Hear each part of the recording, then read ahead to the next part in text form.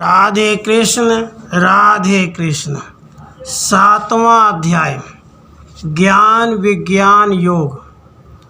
श्री भगवान कहते हैं, हे पार्थ, अब तुम निश्चित रूप से योग संपन्न हो गए हो। अब मैं तुम्हें ब्रह्म ज्ञान को परपंच ज्ञान के साथ इस प्रकार बताऊंगा कि तुम अपनी हथेली पर रखे हुए रत्न की तरह मुझे अच्छी तरह पहचान जाओगे। जिस प्रकार किनारे से टिकी हुई नौका हिलती डुलती नहीं, उसी प्रकार जहाँ प्रपंचिक ज्ञान का प्रवेश नहीं होता, जहाँ विचार पीछे लौट जाते हैं और तर्क का हौसला पस्त हो जाता है, उसे ही ज्ञान कहते हैं। अर्जुन, से सभी प्रपंचों को विज्ञान कहते हैं और उस प्रपंच को सत्य मानना ही अज्ञान है। अब सारा ज्ञान नष्ट हो जाएगा, विज्ञान समूल नष्ट हो जाएगा और शुद्ध ब्रह्म ज्ञान प्रकट होगा, जिससे बोलने वाले की बोली बंद हो जाती है, सुनने वाले की इच्छा तृप्त हो जाती है, छोटे बड़े का भेद नहीं रह जाता है और जिसके मन के अनेक उद्देश्य पूरे हो जाते हैं, वह गूढ़ तत्व मैं तुम्हें बताता हूँ। सचमुच ही हजारों मनुष्यों में से किसी एक को ही इस ज्ञान की इच्छा होती है और वैसी इच्छा होने वाले अनेक लोगों में मुझे जानने वाला बहुत कम मिलता है। अर्जुन, ज्ञान प्राप्ति की आस्था की बाढ़ में करोड़ों लोग कूद पड़ते हैं, लेकिन उनमें से एक आध ही उसके तल तक पहुंच पाता है। इसलिए ब्रह्म ज्ञान साधारण नहीं बल्कि श्रेष्ठ बात है। हे धनंजय, सुनो।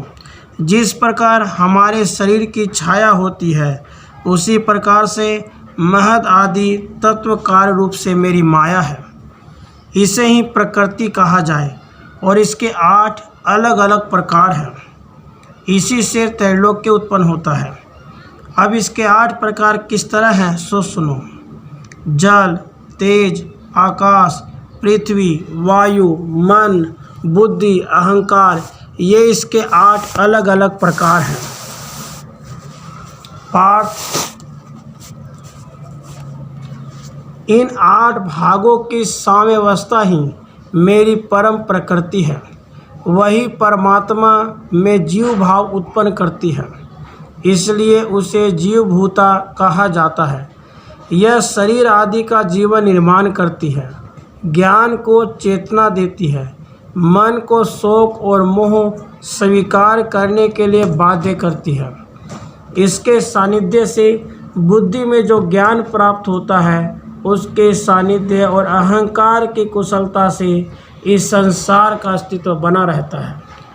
यह सूक्ष्म प्रकृति जब स्वेच्छा से स्थूल प्रकृति से संयुक्त होती है, तब सृष्टि में प्राणियों की मानो टकसाल सी शुरू हो जाती है। इस प्रकार पंच महाभूतों के एक जैसे अनेक सिक्के बनते हैं, अंत में उन्हें गला भी डालती है। यह प्रकृति ही प्राणियों के नाम रूप का विस्तार करती है। यह प्रकृति तो मेरी दृष्टि मिथ्या ही लगती है, वह मुझसे अलग नहीं है। इसलिए विश्व की उत्पत्ति, स्थिति और लय उसके लिए मैं ही कारणीभूत हूँ। यह विश्व मृगजल की तरह है। मृगजल का मूल केवल सूर्य किरण नहीं बल्कि सूर्य है। उसी प्रकार जिस प्रकृति से यह सृष्टि उत्पन्न हुई है, उसका जिस समय अंत होगा और फिर अज्ञानी वह अपनी मूल स्थिति में आकर रह जाएगी, उस समय उसके मूल में जो अवशिष्ट तत्व होगा वह मैं ही हूँ। जिस प्रकार डोरी में मणि पिरोए रहते हैं, उसी प्रकार मैंने इस विश्व को पकड़ा हुआ है, यह मुझ में ही व्याप्त है। इसलिए पानी में जो रस है, वायु में जो स्पर्श है, चंद्र और सूर्य में प्रकाश है, वह मैं ही हूँ, ऐसा समझो। उसी का प्रकार पृथ्वी में जो स्वाभाविक गंध है, वह मैं हूँ। आकाश में जो शब्द है, वह मैं हूँ। वेद में जो ओंकार है, वह मैं हूँ। मनुष्य में जो मानवता है, जो अहम भाव है, जो पौरुष है, वह मैं हूँ। प्रत्येक प्राणी की जो उसकी प्रकृति के अनुसार आहार है, वह सब मैं ही हूँ। सचमुच उत्पत्ति के समय वह आकाश के अंकुर के साथ विस्तार पाता है। अंत काल में ओमकार के अक्षर निगल जाता है। जब तक इस विश्व को आकार प्राप्त है तब तक वह उसी की तरह दिखाई देता है, लेकिन महाप्रलय के समय उसका कोई आकार नहीं होता। इस प्रकार इस विश्व का जो बीज है उसे मैं तुम्हें दे रहा हूँ। यह तपस्वियों के पास जो तप ताम की जो वस्तु है वह मेरा ही रूप है। बलवानों में बल के रूप में जो है वह निस्संदेह मैं हूँ। बुद्धिमानों में जो बुद्धि नामक जो कुछ है वह मैं हूँ। जिसके आचरण से धर्म और अर्थ ये पुरुषार्थ साध्य होते हैं, वह प्राणी मात्र में होने वाला काम मैं हूँ।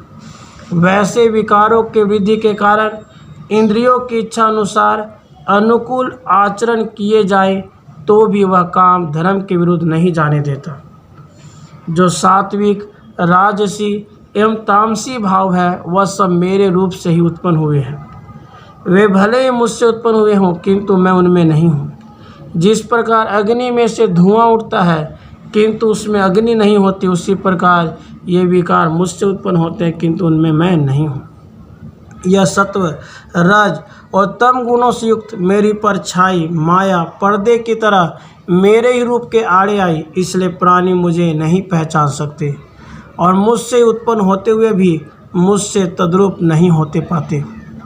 इसलिए हे धनंजय, यह महतत्व आदि मेरी माया को पार कर मेरा रूप किस प्रकार पार करना चाहिए, इस बात का अनुभव कैसे प्राप्त होगा।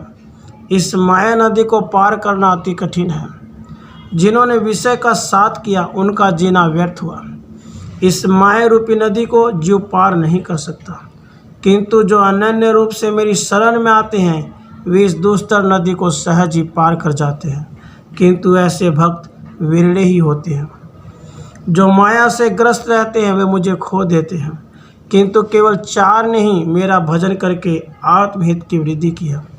इन 4 में पहले को आर्थ, दूसरे को जिज्ञासु, तीसरे को अर्थार्थी और चौथे को ज्ञानी कहते हैं। आर्थ दुख निवारण के लिए मेरी भक्ति करता है, मुमुक्षु ज्ञान प्राप्ति के लिए, अर्थार्थी द्रव्य प्राप्ति के लिए मेरी भक्ति करता है, किंतु जो चौथा है वह बिना किसी कर्तव्य के मुझे भजता है, इसलिए वह ज्ञानी पुरुष ही मेरा भक्त है। क्योंकि उसके ज्ञान के प्रकाश में भेद अभेद रूपी अंधकार मिट जाता है, उसकी भक्ति उसी तरह कायम रहती है। इसलिए अपने हित के लिए कोई मनुष्य मेरी भक्ति करता है, लेकिन जिस पर मैं प्रीति करता हूँ ऐसा वह एक भक्त ज्ञानी ही है। देखो, दूध की आशा से सब लोग गाय को बांध कर रखते हैं, लेकिन अपने बछड़े को वह बिना बांधे दूध पीने देती है। वह बछड़ा उसका अनन्य भक्त रहता है, इसलिए गाय भी उस पर वैसा ही प्रेम करती है। ज्ञानी के सिवाय जो अन्य 3 भक्त में बताए वे भी मुझे प्रिय हैं। उन्हें जब मेरा ज्ञान मालूम हो जाता है तो वह पुनः मुड़कर संसार की ओर नहीं देखते। जिसे ज्ञानी कहते हैं वह मेरी आत्मा है। जो काम, क्रोध आदि संकटों के घने जंगल को टालकर निर्मल वासना के पर्वत पर चढ़कर आया, साधुओं की संगति से सत्कर्म के सीधे रास्ते पे चलकर दुराचरण के मार्ग को छोड़कर फल की आशा न कर सैकड़ों वर्षों तक भक्ति की राह पर चलने वाला वह ज्ञानी भक्त क्या फल के उद्देश्य का विचार करेगा। इसी से सहज कर्म क्षय होकर ज्ञानोदय की भोर होती है। उस समय वह जिधर भी देखता है उधर उसे मेरे सिवाय कुछ भी नहीं दिखाई देता। इसलिए भक्तों में वही श्रेष्ठ है, वही ज्ञानी है। और फल की इच्छा से उनके हृदय में काम का प्रवेश हो जाने के कारण उसके संसर्ग से ज्ञान रूपी दीपक बुझ जाता है। इसलिए मैं उनके पास होते भी वे मुझसे दूर हो जाते हैं। फिर वे देवताओं को भजने लगते हैं। लेकिन जो भी कोई जिस देवता के फल के लिए उपासना करता है उनकी इच्छा मैं ही पूर्ण करता हूँ। देखो, देवी देवता मैं ही हूँ।